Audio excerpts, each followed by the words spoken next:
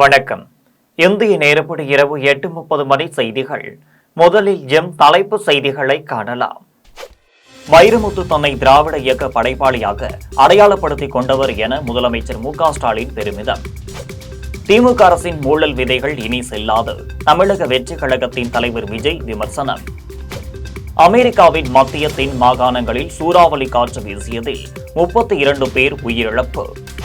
தென்கிழக்கு ஐரோப்பியாவில் கோகனி நகரில் இரவு நேர விடுதியில் ஏற்பட்ட தீ விபத்தில் 51 பேர் உயிரிழப்பு. ஏமனில் அமெரிக்க போர் விமானங்கள் நடத்திய வான்வழி தாக்குதலில் 24 பேர் உயிரிழப்பு. இனி விரிவான செய்திகளை காணலாம். வைரமுத்து தன்னை திராவிட இயக்க படைப்பாளியாக அடையாளப்படுத்திக் கொண்டவர் என முதலமைச்சர் மு.க.ஸ்டாலின் பெருமிதம் தெரிவித்துள்ளார். கவிஞர் வைரமுத்துவின் படைப்புலகம் குறித்த பண்பாட்டு கருத்தரங்கம் சென்னையில் நடைபெற்றது. இதில் முதலமைச்சர் மு.க.ஸ்டாலின் கலந்து கொண்டு பேசினார். அப்போது கவி பேரரசு வைரமுத்துவிற்கு மட்டுமின்றி தமிழுக்கும் தமிழ் கவிதைக்கும் இலக்கியத்திற்கும் பெருமை சேர்க்கக்கூடிய கருத்தரங்கம் என்றும் இலக்கியத்தின் எல்லா வடிவங்களிலும் நுழைந்து வெற்றிமுகம் கண்டவர் கவிஞர் வைரமுத்து என்றும் சிறந்த பாடலாசிரியருக்கான தேசிய விருதை 7 முறை பெற்ற ஒரே பாடலாசிரியர் வைரமுத்து என்று தெரிவித்தார். மேலும் தமிழ்நாடு அரசின் சிறந்த பாடலாசிரியர் விருதை 6 முறை பெற்றிருக்கிறார். இதுவரை 7500க்கும் மேற்பட்ட பாடல்களை எழுதியிருக்கிறார். 39 நூல்களை எழுதியுள்ளார். சாகித்ய அகாடமி விருது பெற்ற இவரது கள்ளிக்காட்டு இதிகாசம் என்ற நாவல் இதுவரை 22 மொழிகளில் மொழிபெயர்ப்பு செய்யப்பட்டுள்ளது என்றும் திரைத்துறையில் உயர்ந்த பிறகும் தேசிய விருதுகளை பெற்று பிறகும் தன்னை திராவிட இயக்க படைப்பாளியாக அடையாளப்படுத்திக் கொண்டவர் கவிஞர் வைரமுத்து என்றும் முதலமைச்சர் மு.க.ஸ்டாலின் பெருமிதம் தெரிவித்துள்ளார். டாஸ்மாக் முறைகேடு மற்றும் மோசடிகள் நியாயமாக விசாரித்து தவறு செய்தவர்கள் மீது உரிய நடவடிக்கை எடுக்க வேண்டும் என்று திமுக அரசின் ஊழல் வித்தைகள் இனி செல்லாது என்றும் தமிழக வெற்றிக் கழகத்தின் தலைவர் விஜய் விமர்சித்துள்ளார். இது தொடர்பாக தமிழக வெற்றிக் கழகத்தின் தலைவர் விஜய் அறிக்கையில் வெளியிட்டுள்ளார். அதில் தமிழ்நாடு முழுவதும் திமுக அரசின் நிர்வாகத்தின் கீழ் இயங்கும் பல்வேறு மாவட்டங்களில் உள்ள டாஸ்மாக் அலுவலகங்கள் மற்றும் டாஸ்மாக் தொடர்புடைய பல்வேறு நிறுவனங்களில் அமலாக்கத்துறை சோதனை நடத்தியது என்றும் அச்சோதனையின் முடிவாக அமலாக்கத்துறை அறிக்கை ஒன்றை வெளியிட்டுள்ளது என்றும் அதில் கணக்கில் வராத பணம் 1000 கோடி ரூபாய் அளவிற்கு முறைகேடு நடந்துள்ளது தெரியவந்துள்ளது. அதில் டாஸ்மாக் பணியாளர்களை பணி அமர்த்துதல், இடமாற்றம் செய்தல், வாகனங்கள் டெண்டர் ஒதுக்கீடு, பார் உரிமம் வழங்கும் டெண்டர் ஒதுக்கீடு, கடைகளில் விற்பனையாகும் ஒவ்வொரு மது பாட்டிலுக்கும் ரூபாய் 10 முதல் 30 வரையிலான கூடுதல் தொகை பெறப்பட்டது என்றும் டிஸ்லரில் மற்றும் பாட்டிலிங் கம்பெனிகள் மூலம் நடந்த முறைகேடுகளை பற்றி பெரிய பட்டியலை அறிக்கையில் அறிவிக்கப்பட்டுள்ளது என்றும் தெரிவித்தார். மேலும் டாஸ்மாக் முறைகேடு குறித்து நியாயமாக விசாரித்து தவறு செய்தவர்கள் மீது நடவடிக்கை எடுக்க வேண்டும் என்றும் திமுக அரசின் ஊழல் வித்தைகள் செல்லாது என்றும் விஜய் விமர்சித்துள்ளார். அமெரிக்காவின் மத்திய தென் மாகாணங்களில் சூறாவளி காற்று வீசியதில் 32 பேர் உயிரிழந்தனர். அமெரிக்காவின் மத்திய தென் மாகாணங்களான மிசோரி, மிசிசிபி, அலபாமா உள்ளிட்ட மாகாணங்களை சூறாவளி தாக்கியது. பலத்த காற்றுடன் சூறாவளி வீசியதால் மரங்கள் வேரோடு சரிந்தன. வீடுகள், வணிக வளாகங்கள் உட்பட பல்வேறு கட்டிடங்களில் மேற்கூரைகள் சூறாவளியில் தூக்கி வீசப்பட்டது. பல வீடுகள் சூறாவளியில் முழுமையாக சேதமடைந்தது. இந்த நிலையில் அமெரிக்காவை தாக்கிய சூறாவளியில் சிக்கி 32 பேர் உயிரிழந்தனர். மேலும் பலர் படுகாயமடைந்தனர். சூறாவளியால் அதிக பாதிப்பு ஏற்பட்டுள்ள நிலையில் மீட்பு பணிகள் நடைபெற்று வருகிறது. தென்கிழக்கு ஐரோப்பியாவில் கோகனி நகரில் உள்ள இரவு நேர விடுதியில் நடைபெற்ற இசை நிகழ்ச்சியில் ஏற்பட்ட தீ விபத்தில் 51 பேர் உடல் கருகி உயிரிழந்தனர். தென்கிழக்கு ஐரோப்பியாவில் அமைந்துள்ள நாடு வட மாசிடோனியாவில் கோகோகனி நகரில் உள்ள இரவு நேர கேளிகை விடுதி ஒன்றில் இசைக்குழுவைச் சேர்ந்தவர்கள் இசை நிகழ்ச்சியை அரங்கேற்றினர். இதில் 200க்கும் மேற்பட்டோர் கலந்து கொண்டனர். இந்நிகழ்ச்சியின் போது நள்ளிரவு 2 மணி அளவில் சிலர் மேடையில் பட்டாசுகளை வெடித்தும் வான வேடிக்கைகளை நடத்தியும் கொண்டாடினர். வான வேடிக்கையின் போது கேளிகை விடுதியின் மேற்கூரை தீப்பற்றியது. தீ மளமளவென விடுதியின் அனைத்து பகுதியிலும் பரவியது. இதனால் கேளிகை விடுதிக்குள் இருந்த அனைவரும் அலறியடித்து வெளியே முயன்றனர். இதுகுறித்து தகவல் அறிந்து விரைந்து வந்த தீயணைப்பு மீட்பு குழுவினர் பற்றி எறிந்த தீயை அணைக்கும் முயற்சியில் ஈடுபட்டனர். இருப்பினும் தீ விபத்தில் 51 பேர் உடல் கருகி உயிரிழந்தனர். 100க்கும் மேற்பட்டோர் படுகாயமடைந்தனர். படுகாயமடைந்த அனைவரும் மீட்கப்பட்டு மருத்துவமனையில் சிகிச்சைக்கு அனுமதிக்கப்பட்டுள்ளனர். விபத்து குறித்து காவல்துறையினர் விசாரணை நடத்தி வருகின்றனர். ஏமனில் அமெரிக்க போர் விமானங்கள் நடத்திய வான்வழி தாக்குதலில் 24 பேர் உயிரிழந்தனர். ஏமன் நாட்டில் ஈரான் ஆதரவு பெற்ற ஹவுதி கிளர்ச்சியாளர்கள் பலர் பல பகுதிகளில் ஆதிக்கம் செலுத்தி வருகின்றனர். அவர்கள் செங்கடல் பகுதியில் கப்பலை வழிமறித்து தாக்குதலிலும் ஈடுபட்டு வருகின்றனர். பிற கப்பல்கள், விமானம் மற்றும் ஆளில்லா விமானங்கள் மீது தாக்குதல்கள் நடத்தப்படுகின்றனர். இதற்கு எதிராக சர்வதேச நாடுகள் குரல் கொடுத்து வருகின்றனர். இந்த நிலையில் ஏமனில் உள்ள ஹவுதி கிளர்ச்சியாளர்களுக்கு எதிராக கடும் நடவடிக்கை எடுக்கும்படி அமெரிக்க ஜனாதிபதி ட்ரம்ப் உத்தரவிட்டார். மேலும் அமெரிக்கர்களுக்கு எதிராக கடற்கொள்ளை, வன்முறை மற்றும் பயங்கரவாதத்தில் ஈடுபடுகின்றனர் என்ற குற்றச்சாட்டின் அடிப்படையில் தீர்க்கம் நிறைந்த மற்றும் சக்தி வாய்ந்த நடவடிக்கைகளை எடுக்கும்படி ட்ரம்ப் உத்தரவிட்டார். இதனைத் தொடர்ந்து விமான தாங்கி கப்பலில் இருந்து போர் விமானங்கள் புறப்பட்டு சென்றனர். இதன் தொடர்ச்சியாக ஏமனில் நடந்த வான்வழி தாக்குதலில் 24 பேர் உயிரிழந்தனர், 14 பேர் காயமடைந்தனர். இது தொடர்பாக வீடியோ காட்சிகள் வெளியாகியுள்ளது. மும்மொழி கொள்கை வேண்டாம் என்றால் திமுக அரசு தமிழகத்தில் ஒருமொழி கொள்கையை அமல்படுத்த தயாரா என திருச்சியில் புதிய தமிழகம் கட்சியின் தலைவர் கிருஷ்ணசாமி கேள்வி எழுப்பினார். திருச்சி பீமா நகரில் உள்ள தனியார் மண்டபத்தில் புதிய தமிழகம் கட்சியின் மாவட்ட நிர்வாகிகள் பங்கேற்ற ஆலோசனை கூட்டம் நடைபெற்றது. கூட்டத்தில் பங்கேற்ற பின் புதிய தமிழகம் கட்சியின் நிறுவனர் தலைவர் டாக்டர் கிருஷ்ணசாமி செய்தியாளர்களை சந்தித்து பேசினார். அப்போது புதிய தமிழகம் கட்சியின் சார்பில் அனைத்து மாவட்டங்களில் ஆலோசனை கூட்டம் நடைபெற்று வருகிறது எனவும், இதுவரை 14 மாவட்டங்களில் ஆலோசனை கூட்டம் நடைபெறுகிறது எனவும், இன்று காலை திருச்சியிலும் மாலை கரூரிலும் ஆலோசனை கூட்டம் நடைபெற உள்ளது எனவும், தமிழகத்தில் கடந்த 40 வருடங்களுக்கு மேலாக 69% இடஒதுக்கீடு அமல்படுத்தப்பட்டுள்ளது என்றும், அதில் 18% பட்டியலின பிரிவினருக்கு இடஒதுக்கீடு வழங்க வேண்டும் என்றும், ஆனால் ஆட்சிக்கு வரும் அரசுகள் அதனை செய்ய தவறிவிட்டது என்றும் தெரிவித்தார். மேலும் 2001ஆம் ஆண்டில் முதலமைச்சராக இருந்த கருணாநிதி உள்ஒதுக்கீட்டில் அருந்ததியினருக்கு 3% உள்ஒதுக்கீடு அறிவித்தார். இதன் மூலம் அருந்ததியினர் சமுதாயினர் மற்றும் பலனடைந்தனர் எனவும், மாறாக தேவகுலத்தோர், வேளாளர் மற்றும் ஆதி திராவிடர் பயனடைய முடியவில்லை என்றும் தெரிவித்தார். மேலும் மும்மொழி கொள்கை வேண்டாம் என்றால் திமுக அரசு தமிழகத்தில் ஒருமொழி கொள்கையை அமல்படுத்த தயாரா என புதிய தமிழகம் கட்சியின் தலைவர் கிருஷ்ணசாமி கேள்வி எழுப்பினார். கூட்டத்தில் திருச்சி மாணவர் மாவட்ட செயலாளர் சண்முகம் மற்றும் நிர்வாகிகள் புத்தூர் பாலு, சின்னையன், ரஞ்சித் உள்ளிட்ட மாவட்ட நிர்வாகிகள் ஏராளமானோர் கலந்து கொண்டனர். மாவட்ட நிர்வாகிகளுடைய ஆலோசனை கூட்டம் தொடர்ந்து நடைபெற்று வருகிறது. நேற்றைய தினம் திருவாரூரில் நடைபெற்றது. இன்று திருச்சியில அனைத்து ஒன்றிய, பேரூராட்சி, நகராட்சி மற்றும் கிளை நிர்வாகிகளுடைய ஆலோசனை கூட்டம் நடைபெற இருக்கிறது. மிக முக்கியமாக இந்த ஆலோசனை கூட்டத்தில் கடந்த பிப்ரவரி மாதம் 19ஆம் தேதி தூத்துக்குடியில் துவங்கி இன்றோடு 14 மாவட்டங்களில் இந்த ஆலோசனை கூட்டம் நடைபெற்றிருக்கிறது. மாலையிலே கரூரில் நடைபெறுகிறது.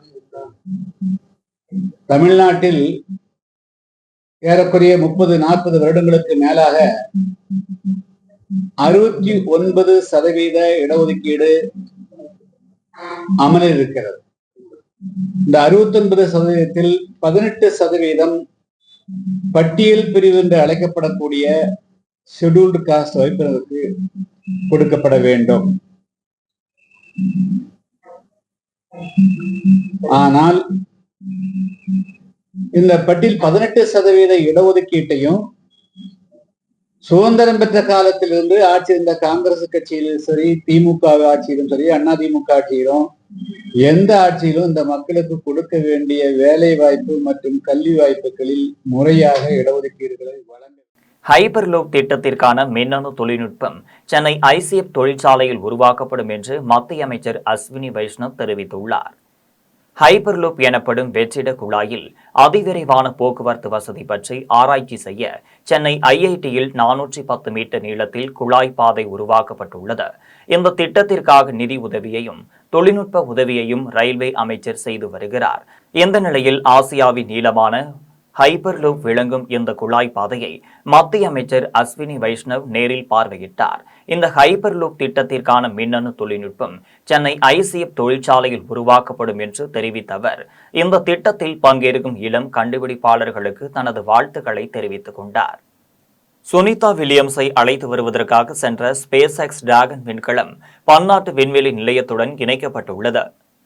பல நாடுகளைச் சேர்ந்த விண்வெளி வளவர்கள் விண்கலத்தில் சென்று பன்னாட்டு விண்வெளி நிலையத்தில் குறிப்பிட்ட காலம் தங்கியிருந்து ஆய்வு செய்துவிட்டு மீண்டும் விண்கலத்தில் புவிக்கு திரும்புவது வழக்கம். இவ்வாறு அமெரிக்காவில் நாசா விண்வெளி வளவர்களான வில்மோர், சுனிதா வில்லியம்ஸ் ஆகியோர் பன்னாட்டு விண்வெளி நிலையத்திற்கு சென்று 9 மாதங்களாக தங்கியுள்ளனர். அவர்களை மீட்பதற்காக கடந்த செப்டம்பரில் ஒரு விண்கலத்தில் சென்ற நிக்கேக் என்கின்ற அமெரிக்கரும் அலெக்சாண்டர் கோர்புனா என்கின்ற ரஷ்யரும் 6 மாதங்களாக தங்கியுள்ளனர். இந்த நிலையில் அவர்களை பூமிக்கு திருப்பி அழைத்து வருவதற்காக வெள்ளியன்று புளோரிடாவில் இருந்து ஸ்பேஸ் எக்ஸ் டிராகன் என்கின்ற விண்கலம் ஏவப்பட்டது. இந்த விண்கலத்தில் நாசாவைச் சேர்ந்த அன்னி மெக்லைன், நிக்கோல் அயர்ஸ், ஜப்பானியரான தகுயா ஒனிசியா, ரஷ்யரான கிரில் பெக்ஸ்காவ் ஆகியோர் விண்வெளி நிலையத்திற்கு சென்றுள்ளனர். 29 மணி நேரத்திற்கு பின்னர் அந்த விண்கலம் இன்று பன்னாட்டு விண்வெளி நிலையத்துடன் இணைக்கப்பட்டது. இது குறித்த காணொளியை ஸ்பேஸ் எக்ஸ் நிறுவனம் எலான் மஸ்க் தனது எக்ஸ் தள பக்கத்தில் வெளியிட்டுள்ளார். டிராகன் விண்கலத்தில் சென்ற நால்வரையும் விண்வெளி நிலையத்திலிருந்து சுனிதா வில்லியம்ஸ் உள்ளிட்டோர் வரவேற்றனர். வில்மோர், சுனிதா வில்லியம்ஸ், ஹேகு, கோர்புனாவ் ஆகிய நால்வரும் புதனன்று பன்னாட்டு விண்வெளி நிலையத்திலிருந்து விண்கலத்தில் ஏறி பூமிக்கு திரும்பி வரவுள்ளனர். காட்டுமன்னார் கோவிலில் தமிழ்நாடு கிராம நிர்வாக அலுவலர்கள் சங்கத்தின் சார்பில் நடைபெற்ற மாவட்ட பொதுக்குழு கூட்டத்தில் பழைய ஓய்வூதிய திட்டத்தை அமல்படுத்த வேண்டும் என்பன உள்ளிட்ட பல்வேறு தீர்மானங்கள் நிறைவேற்றப்பட்டன. கடலூர் மாவட்டம் காட்டுமன்னார் கோவிலில் தமிழ்நாடு கிராம நிர்வாக அலுவலர்கள் சங்கத்தின் சார்பில் மாவட்ட பொதுக்குழு கூட்டம் நடைபெற்றது. கூட்டத்திற்கு மாவட்ட தலைவர் சந்திரசேகரன் தலைமை தாங்கினார். மாவட்ட பொருளாளர் செல்வம், துணைத் தலைவர் வெங்கடாச்சலம், துணை செயலாளர் ராஜீவ், இணை செயலாளர் சுரேஷ், அமைப்பு செயலாளர் கலையரசன், பிரச்சார செயலாளர் ரத்னசேகரன், கோட்ட செயலாளர் ஜெயகோபி, வெங்கடேஷ், ஆனந்த் கிருஷ்ணன் ஆகியோர் முன்னிலை வகித்தனர். கூட்டத்தில் பங்கேற்ற அனைவரையும் வட்ட செயலாளர்கள் வில்சன், ஆம்ஸ்டாங் வரவேற்றார். மாவட்ட செயலாளர் ஜெயராமன் தீர்மானங்களை விளக்கி பேசினார். கூட்டத்தில் சிறப்பு அழைப்பாளராக மாநில தலைவர் சந்தான கிருஷ்ணன் கலந்து கொண்டு சிறப்புரையாற்றினார். கூட்டத்தில் கிராம நிர்வாக அலுவலர்களுக்கு கோட்ட மாறுதல் வழங்க வேண்டும், விடுப்பு தொகை வழங்க வேண்டும், பழைய ஓய்வூதிய திட்டத்தை அமல்படுத்த வேண்டும், கிராம நிர்வாக அலுவலர்களுக்கு கல்வி தகுதியை பட்டப்படிப்பாக உயர்த்த வேண்டும் என்பன உள்ளிட்ட பல்வேறு தீர்மானங்கள் நிறைவேற்றப்பட்டது. கூட்டத்தில் மணிகண்டன், கோபு, இளவரசன், பாலமுருகன், விஜயராஜ், விஜயகுமார், தர்மசீலன், பன்னீர்செல்வம் உள்ளிட்ட கிராம நிர்வாக அலுவலர்கள் பலர் கலந்து கொண்டனர். கரூரில் நண்பரின் பிறந்தநாள் கொண்டாட்டத்தில் ஏற்பட்ட பிரச்சனையால் நண்பனை கத்தியால் குத்தி கொலை செய்யப்பட்ட சம்பவம் குறித்து காவல்துறையினர் விசாரணை நடத்தி வருகின்றனர். கரூர் மாநகராட்சிக்கு உட்பட்ட சனப்பிரட்டி கிராமத்தில் சந்தோஷ்குமார் என்பவரது வீட்டில் அவரது நண்பர் பிரகாஷ் என்பவருக்கும் நேற்றிரவு பிறந்தநாள் கொண்டாட்டம் நடைபெற்றது. இதில் 10க்கும் மேற்பட்டோர் கலந்து கொண்டனர். அப்போது அவர்களுக்குள் ஏற்பட்ட பிரச்சனையில் சந்தோஷ்குமார் பிரகாஷை தலையில் பாட்டிலால் தாக்கினார். இதையடுத்து பிரகாஷ் நண்பர்களுடன் மருத்துவமனைக்கு சென்று சிகிச்சை பெற்று வீடு திரும்பும் போது தொழில்பேட்டையில் உள்ள தனியார் பள்ளி அருகே நின்று கொண்டிருந்த சந்தோஷ்குமாரை பிரகாஷ் மற்றும் அவரது நண்பர்கள் கத்தியால் குத்திவிட்டு தப்பிச் சென்றனர். அப்போது அங்கிருந்த மற்ற நபர்கள் அவரை மீட்டு அரசு மருத்துவக் கல்லூரி மருத்துவமனையில் அனுமதிக்கப்பட்டு சிகிச்சை அளித்தனர். ஆனால் சிகிச்சை பலனின்றி நள்ளிரவு சந்தோஷ்குமார் உயிரிழந்தார். இது தொடர்பாக வழக்கு பதிவு செய்த பசுபதிபாளையம் காவல் நிலைய காவல்துறையினர் பிரகாஷ் உள்ளிட்ட அவரது நண்பர்களை பிடித்து விசாரணை நடத்தி வருகின்றனர். உயிரிழந்த சந்தோஷ்குமார் மீது போக்சோ உள்ளிட்ட பல்வேறு வழக்குகள் கரூர், பசுபதிபாளையம், தாந்தோன்றி மலையில் உள்ளிட்ட காவல் நிலையங்களில் நிலுவையில் உள்ளது என்றும் சரித்திர பதிவேடு குற்றவாளி என்றும் காவல்துறையினர் தெரிவித்தனர். அலிஞ்சிவாக்கம் ஊராட்சியில் தமிழக முதலமைச்சர் மு.க.ஸ்டாலின் பிறந்தநாள் விழாவையொட்டி பொது மருத்துவ முகாம் மற்றும் பொதுமக்களுக்கு அன்னதானம் வழங்கும் நிகழ்ச்சி நடைபெற்றது. திருவள்ளூர் மாவட்டம் எல்லாபுரம் ஒன்றியம் அலிஞ்சிவாக்கம் ஊராட்சியில் உள்ள இசிஐ அற்புதநாதர் தேவாலயத்தில் தமிழக முதலமைச்சர் மு.க.ஸ்டாலினின் 72வது பிறந்தநாள் விழாவையொட்டி சோழவரம் நல்ல சமாரியம்மன் கிளப், சென்னை கீழ்ப்பாக்கம் குமரன் மருத்துவமனை, எல்லாபுரம் தெற்கு ஒன்றிய திமுக அலிஞ்சிவாக்கம் இசிஐ அற்புதநாதர் தேவாலயம் ஆகியவை இணைந்து பொது மருத்துவ முகாம் மற்றும் பொதுமக்களுக்கு அன்னதானம் வழங்கும் நிகழ்ச்சியை நடத்தினர். நிகழ்ச்சிக்கு இசிஐ சென்னை பேராயம் செயலாளர் ஜார்ஜ் முல்லர் தலைமை தாங்கினார். எல்லாபுரம் தெற்கு ஒன்றிய செயலாளர் சத்தியவேலு, வழக்கறிஞர் அணியைச் சேர்ந்த தினகரன் ஆகியோர் சிறப்பு அழைப்பாளராக கலந்து கொண்டு மருத்துவ முகாமை துவங்கி வைத்தனர். முகாமில் மருத்துவ குழுவினர் பங்கேற்று நூற்றுக்கணக்கான பொதுமக்களுக்கு சர்க்கரை நோய் பரிசோதனை, நுரையீரல் பரிசோதனை, எலும்புத்தன்மை பரிசோதனை, கண் பரிசோதனை உள்ளிட்ட பரிசோதனைகளை செய்தனர். மேலும் பொதுமக்களுக்கு இலவச மருந்து மாத்திரைகள் மற்றும் கண்ணாடி வழங்கினர். அதன் பின்னர் ஊராட்சி ஒன்றிய தொடக்கப்பள்ளி அருகே உள்ள சட்டமா மேதை அம்பேத்கரின் திருவுருவ சிலைக்கு மாலை அணிவித்து மரியாதை செய்தனர். அதனைத் தொடர்ந்து முதலமைச்சர் மு.க.ஸ்டாலின் பிறந்தநாள் விழாவையொட்டி திமுக கொடியை ஏற்றி வைத்து ஆயிரக்கணக்கான பொதுமக்களுக்கு அன்னதானம் வழங்கும் நிகழ்ச்சி நடைபெற்றது. நிகழ்ச்சியில் பங்கேற்ற எல்லாபுரம் தெற்கு ஒன்றிய செயலாளர் சத்தியவேலு, வழக்கறிஞர் அணியைச் சேர்ந்த தினகரன் ஆகியோர் பொதுமக்களுக்கு அன்னதானம் வழங்கினர். நிகழ்ச்சியில் செங்குன்றம் போதகர் எட்வர்ட் மார்டின், அலிஞ்சிவாக்கம் சபை போதகர் ஜே எடிசன், எல்லாபுரம் தெற்கு ஒன்றிய திமுக பொருளாளர் குப்பன், மாவட்ட தொண்டரணி துணை அமைப்பாளர் தியாகராஜன், ஒன்றிய விளையாட்டணி அமைப்பாளர் மதன் சத்யராஜ், இளைஞர் அணி தினேஷ், நிர்வாகிகள் அன்பு, ஜே சுரேஷ், கருப்புசாமி, வினோத்குமார், ரூபன் உள்ளிட்ட மாவட்ட, ஒன்றிய, பேரூர் கிளைக்கழக நிர்வாகிகள், அணிகளின் அமைப்பாளர்கள், உள்ளாட்சி அமைப்பு பிரதிநிதிகள் உள்ளிட்ட ஏராளமானோர் கலந்து கொண்டனர்.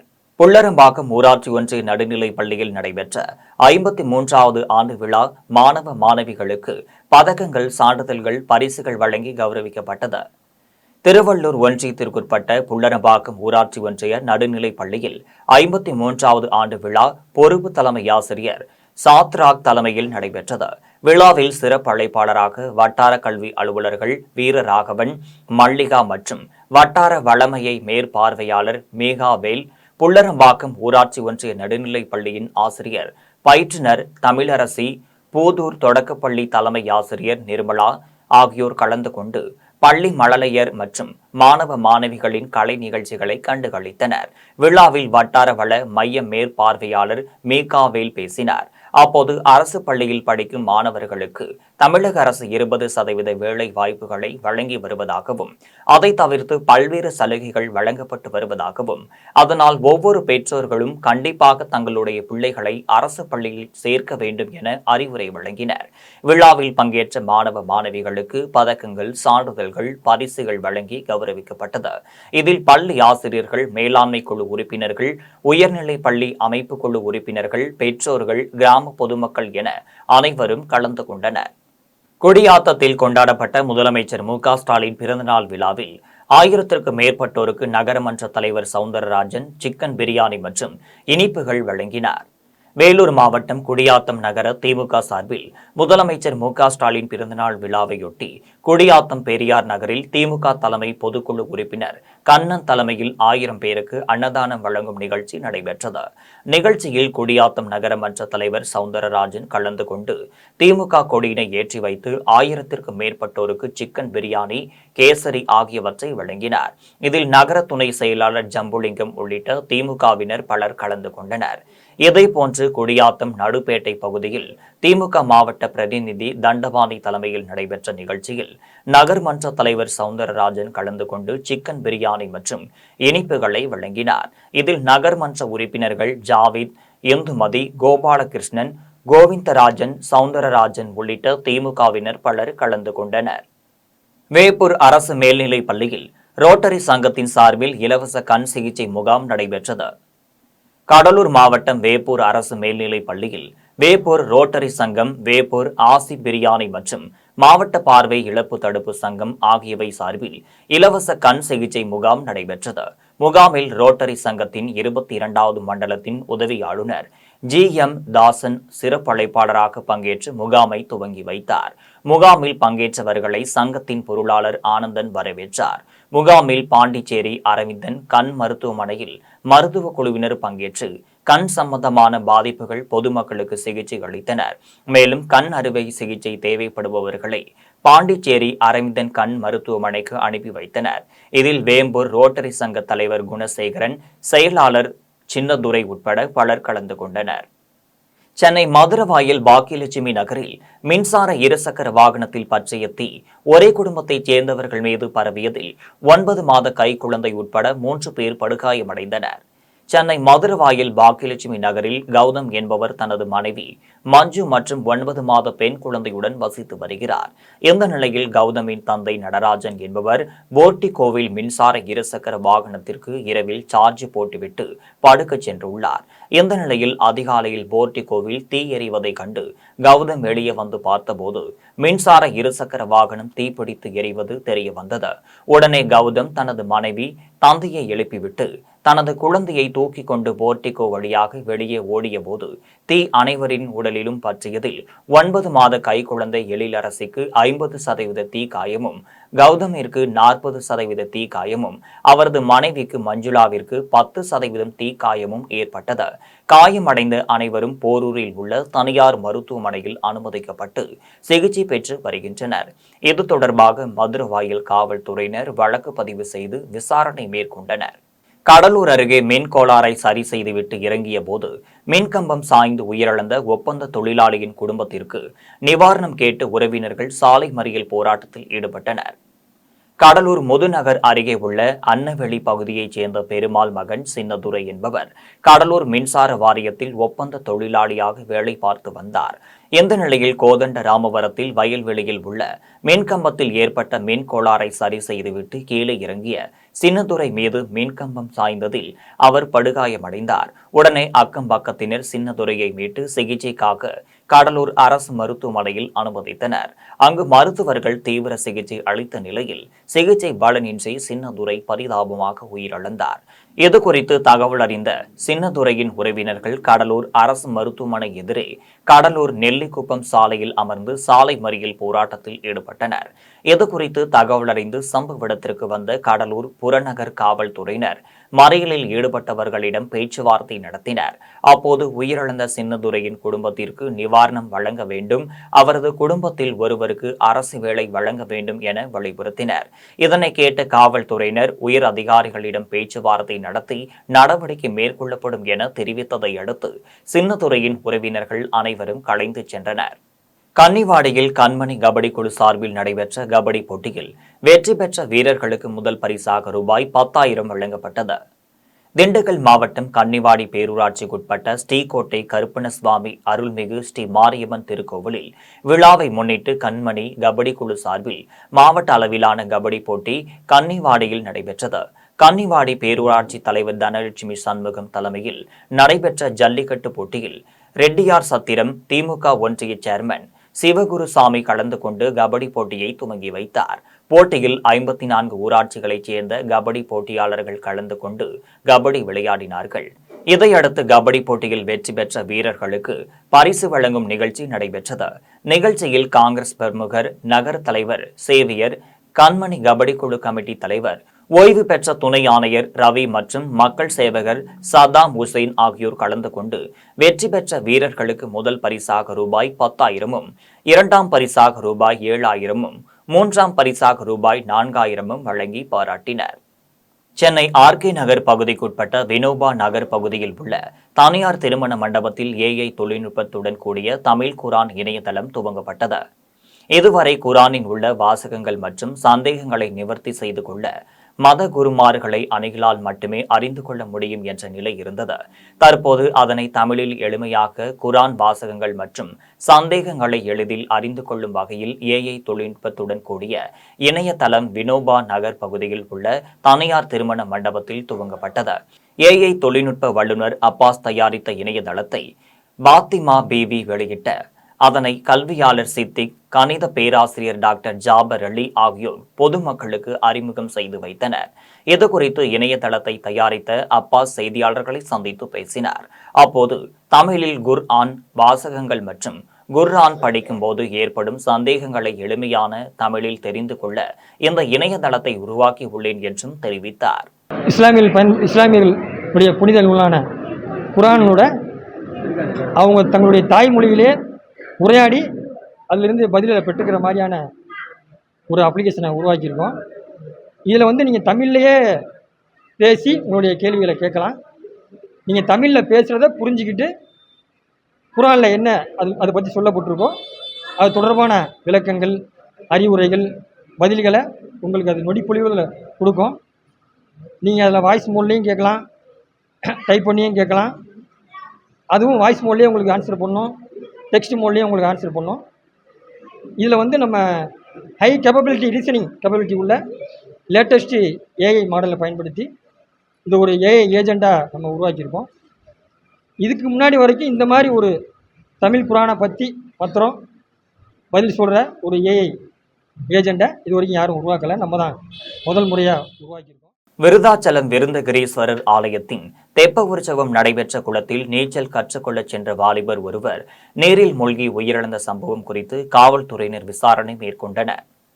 கடலூர் மாவட்டம் விருதாச்சலம் வடக்கு பெரியார் நகரைச் சேர்ந்த சக்திவேலின் மகன் பட்டதாரியான விவேகானந்தன் என்பவர் தனது நண்பர்கள் 2 பேருடன் விருதாச்சலம் பாலக்கரையில் உள்ள விருத்தகிரீஸ்வரர் ஆலயத்தின் தெப்ப குளத்தில் நீச்சல் கற்றுக்கொள்வதற்காக சென்றார். அப்போது குளத்தில் இறங்கிய விவேகானந்தன் நீச்சல் தெரியாமல் நீரில் மூழ்கினார். இதனை அறிந்த சக நண்பர்கள் விருதாச்சலம் தீயணைப்பு நிலையத்திற்கும் காவல் நிலையத்திற்கும் தகவல் அளித்தனர். தகவலின் பேரில் தீயணைப்பு துறையினர் சம்பவ இடத்திற்கு விரைந்து சென்று நீண்ட நேரம் போராடி நீரில் மூழ்கி உயிரிழந்த விவேகானந்தனை மீட்டனர். அதன் பின்னர் காவல்துறையினர் விவேகானந்தன் உடலை மீட்டு பிரேத பரிசோதனைக்காக விருதாச்சலம் அரசு மருத்துவமனைக்கு அனுப்பி வைத்தனர். இதுகுறித்து விருதாச்சலம் காவல்துறையினர் வழக்கு பதிவு செய்து விசாரணை நடத்தி வருகின்றனர். பட்டதாரி வாலிபர் நீச்சல் கற்றுக்கொள்வதற்காக குளத்தில் குளிக்க சென்றபோது நீரில் மூழ்கி உயிரிழந்த சம்பவம் அப்பகுதியில் மக்களிடையே பெரும் சோகத்தை ஏற்படுத்தியுள்ளது. கன்னியாகுமரி அருகே குளத்தின் கரையில் எரிந்த நிலையில் கிடந்த ஆண் சடலத்தை கைப்பற்றிய காவல்துறையினர் விசாரணை மேற்கொண்டனர். கன்னியாகுமரியை அடுத்த லீபுரத்தில் உள்ள புதர் மண்டிய பாட்டுக்குளம் அருகே பாதி உடல் எரிந்த நிலையில் ஆண் சடலம் கிடப்பதாக அவ்வழியாக சென்ற சிலர் கன்னியாகுமரி காவல் நிலையத்திற்கு தகவல் அளித்தனர். தகவலின் பேரில் கன்னியாகுமரி மாவட்ட காவல்துறை கண்காணிப்பாளர் மகேஷ்குமார் தலைமையிலான காவல்துறையினர் சம்பவ இடத்திற்கு விரைந்து சென்று எரிந்த நிலையில் கிடந்த வாலிபரின் உடலை கைப்பற்றி பிரேத பரிசோதனைக்காக ஆசாரிப்பள்ளம் அரசு மருத்துவக் கல்லூரி மருத்துவமனைக்கு அனுப்பி வைத்தனர். மேலும் எரிந்த நிலையில் கிடந்தவர் யார், எந்த ஊரைச் சேர்ந்தவர் என்பது தெரியவில்லை என்பதால் காவல்துறையினர் வழக்கு பதிவு செய்து தீவிர விசாரணை நடத்தினர். இதற்கிடையே தடய அறிவியல் நிபுணர்கள் இளைஞர் எரிக்கப்பட்ட இடத்தில் சோதனை மேற்கொண்டு வருகின்றனர். ஆலங்குடி அடுத்த மங்களாபுரம் பொற்பனை முனீஸ்வரர் கோவிலின் மாசி திருவிழாவை முன்னிட்டு 55ஆம் ஆண்டு ஜல்லிக்கட்டு போட்டி நடைபெற்றது. புதுக்கோட்டை மாவட்டம் ஆலங்குடி அடுத்த மங்களாபுரம் பொற்பனை முனீஸ்வரர் திருக்கோவிலில் சந்தனக்காப்பு திருவிழாவை முன்னிட்டு நடைபெற்ற ஜல்லிக்கட்டு போட்டியை தமிழ்நாடு பிற்படுத்தப்பட்டோர் நலத்துறை அமைச்சர் சிவ வி மெய்யநாதன் கொடியசைத்து தொடங்கி வைத்தார்.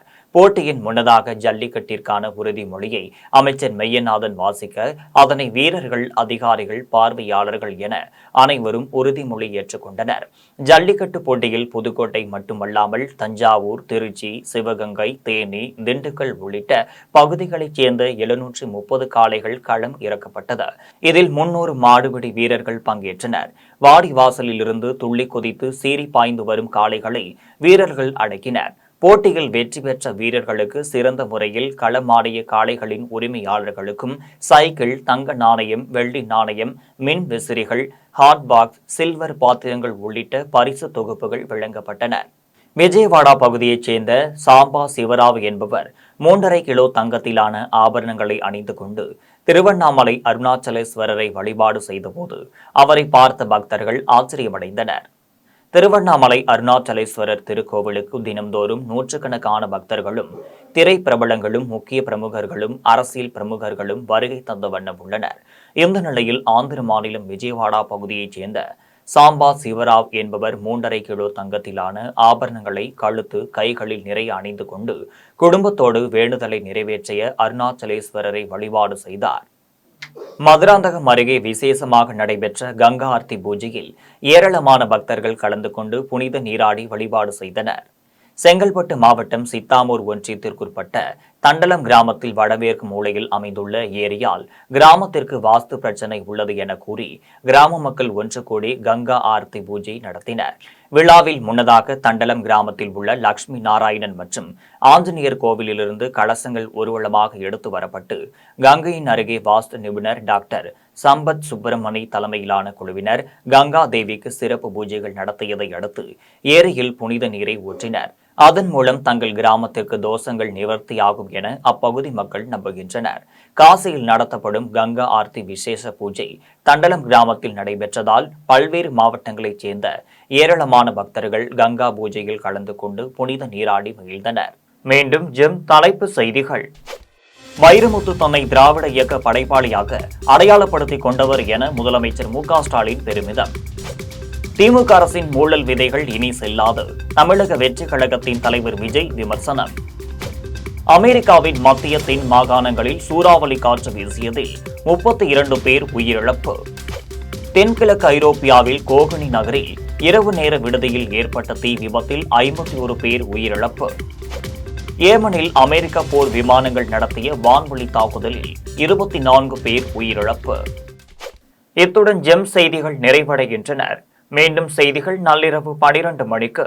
உடனுக்குடன் செய்திகளை காண GemLive.tv என்ற இணையதளத்தில் இணைந்திருங்கள். நன்றி, வணக்கம்.